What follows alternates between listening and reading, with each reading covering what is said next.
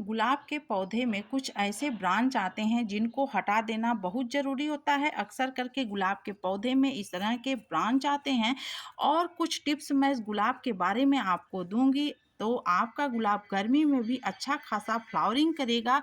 तो ये सारी बातें आज के इस वीडियो में, चलिए वीडियो शुरू करते हैं। हेलो फ्रेंड्स, स्वागत है आपका हमारे चैनल पे। फ्रेंड्स, आज मैं आपको कुछ ज़रूरी बातें बताऊंगी गुलाब को लेकर के, चाहे वो हाइब्रिड हो या फिर देसी हो। तो देखिए, सबसे पहले तो मैं आपको एक टिप्स, बहुत ज़रूरी टिप्स दूंगी। अगर गुलाब के पौधे में इस तरह के ब्रांच देखने को मिले जैसा कि आपको दिख रहा होगा मेरे में आए, तो मैं सोची ये ज़रूर मैं आप लोगों से शेयर करूं इस बात को, क्योंकि गुलाब लगाना हर कोई पसंद करता है। और इस तरह की ब्रांचें आ जाती हैं तो जो नए गार्डनर होते हैं उनको पता नहीं होता है, वो सोचते हैं बहुत हेल्दी ब्रांच है और इससे फ्लावरिंग होगी, लेकिन यह बिल्कुल ही फूल नहीं देता है। आप इसको आजमा कर देख सकते हैं, चाहे कितना हो भी बड़ा हो जाए, इसमें एक भी कली नहीं आएगी। और बगल में देखिए कितने अच्छे अच्छे से कली बन रहे हैं। तो यह जैसे ही आपको दिखे, जैसे आप ग्राफ्टेड गुलाब लगाए हैं, चाहे देसी हो या फिर हाइब्रिड हो, तो ग्राफ्ट तो रहता ही है। तो ग्राफ्ट के नीचे से अगर ज़मीन से इस तरह के ब्रांच आपको दिखें तो आपको उसको तुरंत हटा देना है। तो देखिए, मैं पहले इसको हटा दूंगी, उसके बाद मैं एक दो टिप्स आपको और बताऊंगी। तो देखिए, इसको हटाना बहुत ज़रूरी है। अगर नहीं हटाएंगे तो आपका पौधा झंखाड़ की तरह हो जाएगा और फूल के नाम पे कुछ नहीं। तो देखिए कितना हेल्दी ब्रांच है, देख लीजिए कितना हेल्दी ब्रांच है। और अगर आप इसको ग्रो भी करेंगे तो भी ये फूल नहीं देगा। तो अगर इस तरह का ब्रांच जब निकलना शुरू हो जाए तो आप समझ लीजिए आपका गुलाब का पौधा बीजू होने वाला है, बीजू की तरह हुआ हो जाएगा और फूल आपको नहीं देगा। तो इस तरह से इसको हटा करके अब फिर इसको जो है, फिर ध्यान रखिए कि इसमें से फिर दोबारा ब्रांचें न आए।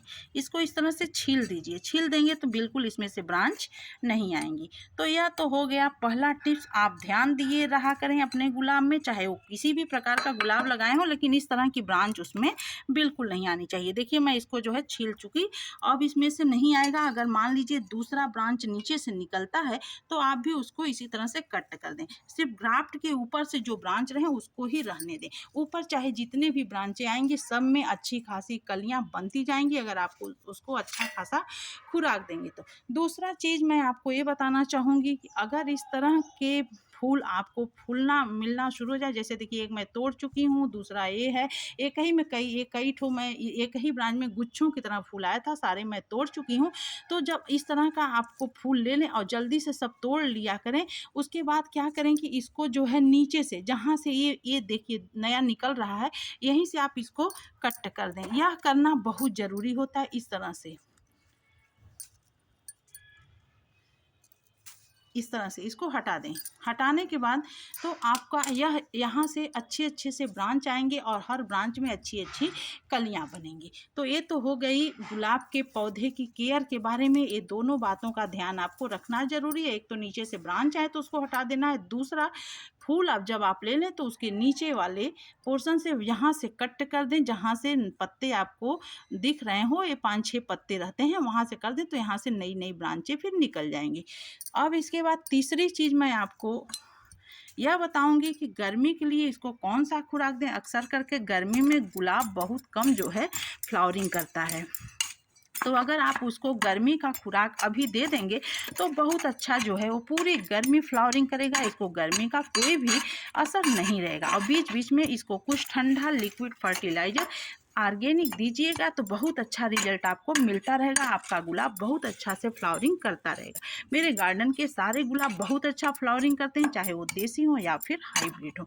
तो देखिए, मैं अब इसको गर्मी के लिए तैयार कर रही हूँ। ठंडक में मैं इससे बहुत सारे फूल ले चुकी हूँ। अब गर्मी के लिए इसको क्या करना है, इसकी पहले गुड़ाई कर देना है। गुड़ाई से पहले इसकी मिट्टी में पानी आपको बिल्कुल नहीं डालना है। और पानी इसको बहुत ज़्यादा नहीं चाहता है, चाहे वो कोई मौसम हो, सिर्फ इसमें मॉइस्चर बना रहे, ना अधिक पानी और ना तो कम पानी, मॉइस्चर रहना बहुत ज़रूरी है। तो इस तरह से इसकी मिट्टी को इस तरह से इसे हटा लीजिए और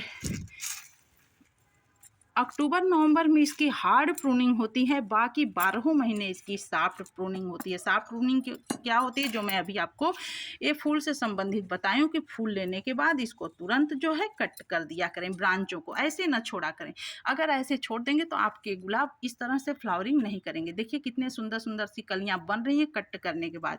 तो ये देखिए मैं निकाल लेती हूँ, तो फिर मैं हटा देती हूँ, तो देखिए ये सारे में बहुत अच्छी अच्छी कली बन रही है। तो इसी तरह से आप भी किया करें। अब इसकी गुड़ाई करके इसके सारे किनारे की मिट्टी को इसके जड़ के पास ऐसे कर दें।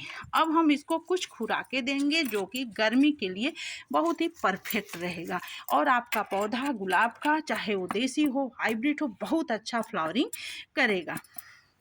तो सबसे पहले तो इसको कैल्शियम बहुत ज़रूरी होता है, उसके लिए ये चूना देना है, और यह चूना जब पानी में रहता है तो ठंडक भी देता है बहुत अच्छा। यह शायद आपको नहीं पता होगा, लेकिन चूना से ठंडक भी मिलती है और गुलाब को बहुत ज़रूरी है। तो एक पौधे के लिए 1 गोली के बराबर आप चूना दीजिए एक गमले के लिए, यह बहुत ज़रूरी होता है। तो आप इस चूना दे दीजिए।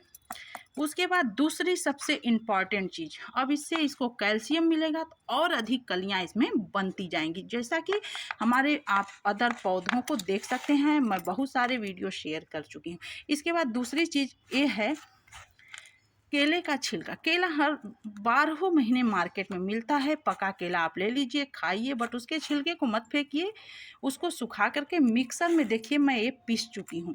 इस तरह से पीस लीजिए इसको, जितना हो सके आप इसको बारीक कर दीजिए। आपको फर्टिलाइज़र बनाकर डालने की ज़रूरत नहीं पड़ेगी जब आप बारीक किए रहेंगे तो। जैसे जैसे इसको, क्योंकि गर्मी में अक्सर करके पर डे पानी चाहता रहता है पौधों को, तो जैसे जैसे आप डेली पानी डालेंगे तो रस रस कर पानी इसके जो है रूट्स को मिलेगा, तो अच्छा खासा है फ्लावरिंग करेगा, करता जाएगा, रुकेगा ही नहीं। तो इस तरह से आप फर्टिलाइजर ना डाल करके इसी तरह से बारीक पीस करके ही डाल दीजिए, धूप में अच्छे से उसको क्रश कर दीजिए, तो अच्छा खासा वो रिजल्ट अपना देगा। तीसरी चीज़ यह भी बहुत ज़रूरी होता है, मैग्नीशियम सल्फेट इसको देना हर 3 महीने पर।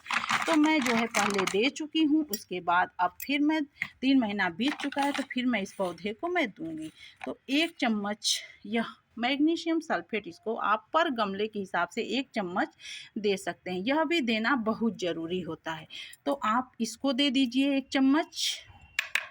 उसके बाद देखिए ये मैं आपको नाम दिखा दे रही हूँ, आप जा करके ये मार्केट में भी मिल जाएगा, प्योर ऑर्गेनिक होता है, और ये ऑनलाइन भी बहुत मिल जाता है, चाहे आप जहाँ से भी अमेज़न वगैरह से ले सकते हैं। तो ये देखिए इसको ले लीजिए, आप रखना बहुत ज़रूरी है। और सबसे इम्पॉर्टेंट चीज़, इससे अधिक फ्लावरिंग के लिए यह डालना बहुत ज़रूरी होता है। तो इसमें मैं कोई इसमें लिक्विड फर्टिलाइज़र ना डाल करके एक खाद दे रही हूँ, क्योंकि यह जो है अच्छा खासा इसको 3-4 महीने के लिए खुराक हो जाएगा। उसके बाद बीच बीच में 1-8 लिक्विड फर्टिलाइज़र डालेंगे। तो देखिए यह है सीवीड। सीवीड समुद्री शैवाल से बना होता है, इसका लिक्विड भी आता है, और ये खाद है, ये खाद गुलाब के लिए रामबाण होता है।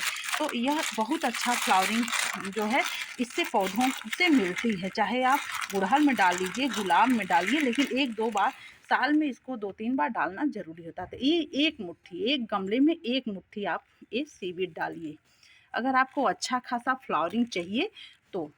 और ये धीरे धीरे सारा अपना सारे रूट ऑर्गेनिक चीज़ों का आनंद धीरे धीरे मिलता है, बहुत एकाएक नहीं मिलता है, धीरे धीरे मिलेगा, लेकिन आपको 12 महीने अच्छा खासा फ्लावरिंग मिलेगा हर समय, पौधा भी बहुत खूबसूरत लगेगा। तो आप ऑर्गेनिक चीज़ों का ही प्रयोग करें, खास तौर से गर्मी में तो और करें। और एक सबसे ये भी बहुत इम्पॉर्टेंट चीज़ है, यह है चाय की पत्ती।